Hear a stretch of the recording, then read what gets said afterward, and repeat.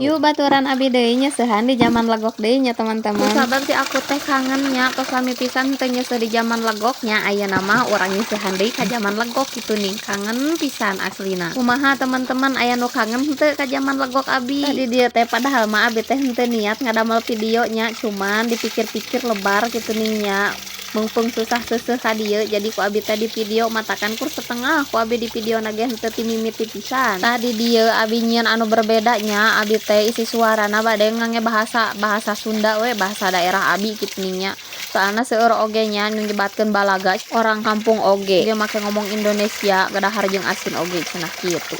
Padahal mah keun wae nya bahasa mah kumaha-kumaha ge nu penting mah henteu ngarugikeun maranehna we. Sambil si aku nyeuseh teh nya urang bari cerita ieu awal mula abi ngonten nepi kakeun diseungseurikeun coba ku tatangga gara-gara bolak-balik bener-bener tripod coba rek kumaha adeu erana eta abi. Matak ayeuna mah geus kapalang lah kajeun teuing diseungseurikeun ku kumaha ge ayeuna mah gerkeun we gaskeun deui lah ngonten teh. Tah di dieu aya henteu nu sami pengalamanana kawas abi diseungseurikeun ku tatangga gara-gara bener-bener tripod. Astagfirullah. Dalam hati aku teh menangis ieu aslina menikah sedih ngeurik eta diseungseurikeun ku batur gara-gara abi ngadamel video di jalan gitu.